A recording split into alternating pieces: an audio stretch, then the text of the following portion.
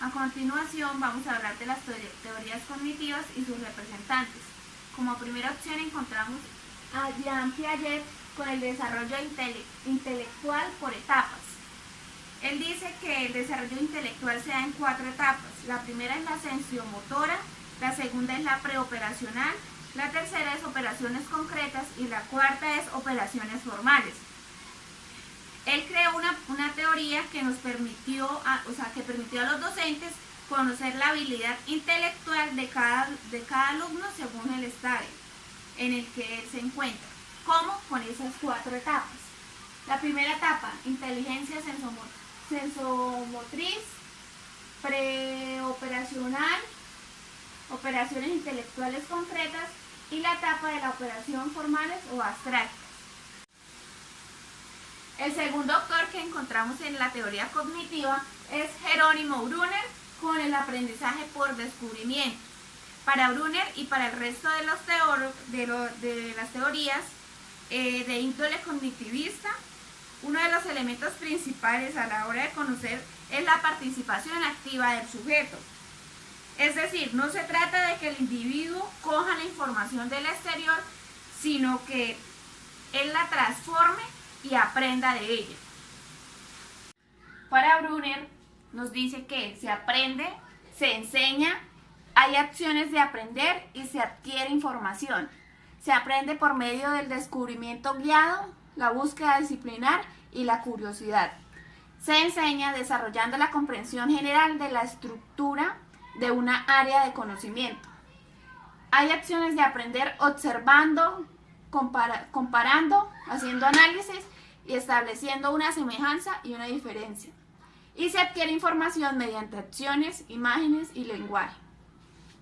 El tercer autor o representante del cognitivismo es David Ausubel con el aprendizaje significativo. Desarrolla una interesante teoría sobre la asimilación de conocimientos. Ausubel hace énfasis en elaborar la enseñanza a partir de los conocimientos que tiene el alumno. Antes de enseñar, el docente debía saber qué sabía el estudiante para así saber la lógica que hay detrás de su modo de pensar y actuar en consecuencia. Según el aprendizaje significativo, el alumno integra los contenidos en su memoria a largo plazo. El siguiente autor es Robert Gardner, con niveles de aprendizaje. Gardner nos indicaba que el proceso básico por el cual adquirimos la información del mundo exterior o interior para posteriormente trabajar con ella. El resultado de ese proceso es el conocimiento, en el cual permite realizar una amplia variedad de conductas, predicciones e incluso adquirimos asimismo nuevos conocimientos y esquemas cognitivos.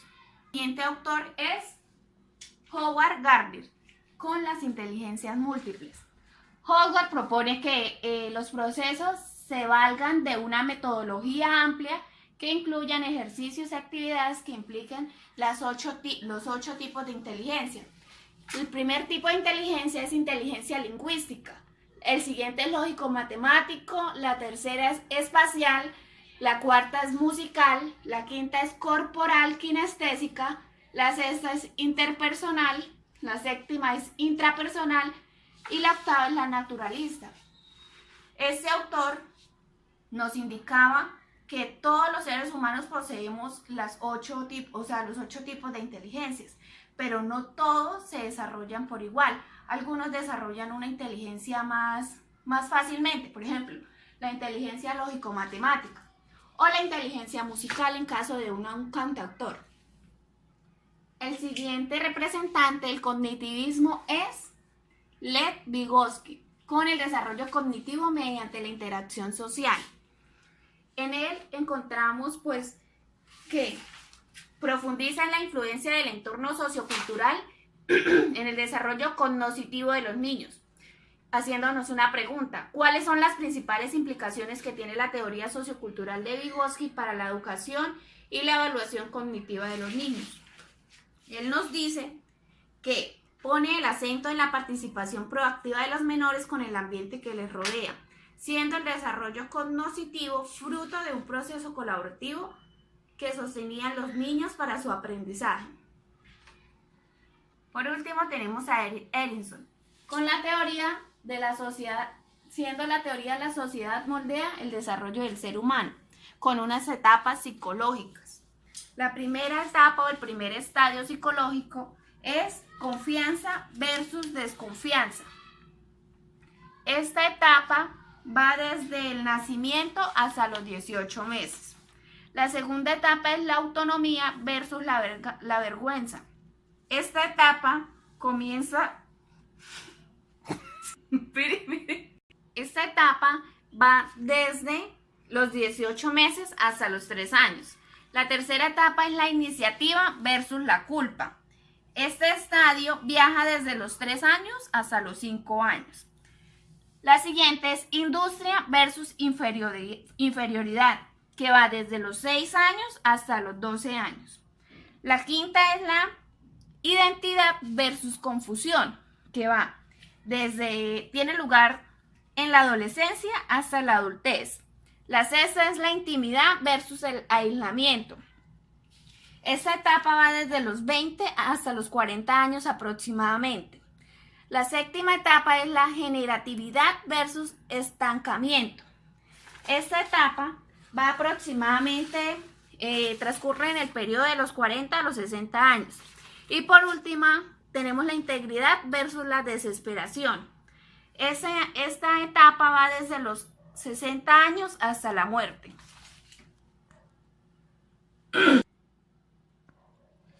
Por otra parte, encontramos las psicoterapias cognitivas. Pues ellas surgen en Estados Unidos en la década de los 50 y se consolidan en los años 60. Actualmente existen no menos de 22 tipos de terapias cognitivas. Voy a nombrar pues unas de ellas, son aproximadamente 22 tipos de terapias cognitivas.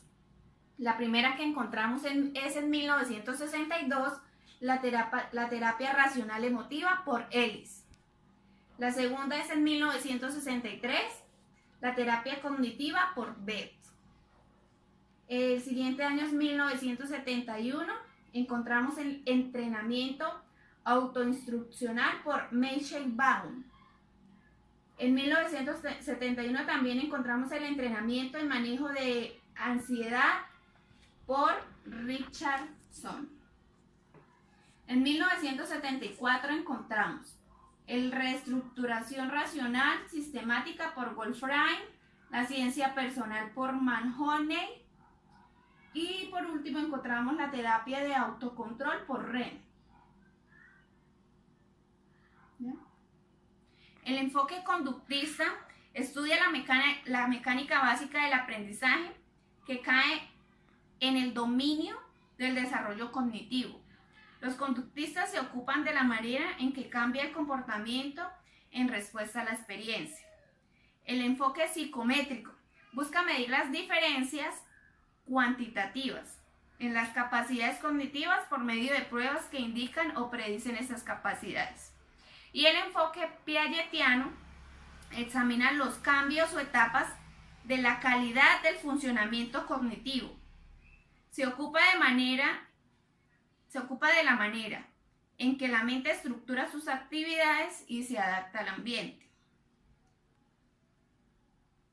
Para finalizar, en las últimas décadas los investigadores han dirigido su enfoque de atención a 3 tipos de enfoques pues, más relativos o más importantes para aumentar así nuestro conocimiento sobre el desarrollo cognitivo. El primer enfoque es el enfoque de procedimiento de información. El segundo es el enfoque de la neurociencia cognitiva. Y el tercer enfoque es el sociocontextual. En el primer enfoque, que es el procesamiento de información, se encuentran los procesos que implican en la percepción, en el aprendizaje, la memoria y la solución de problemas. En el segundo enfoque, que es la neurociencia cognitiva, se examina el hardware, es decir, el sistema nervioso central, para identificar cuáles estructuras cerebrales participan en los aspectos, especialmente en los cognitivos. Y por último, en el sociocontextual, se examina la influencia de los aspectos ambientales en el proceso de aprendizaje. Nos ayuda a comprender cómo se desarrolla la cognición.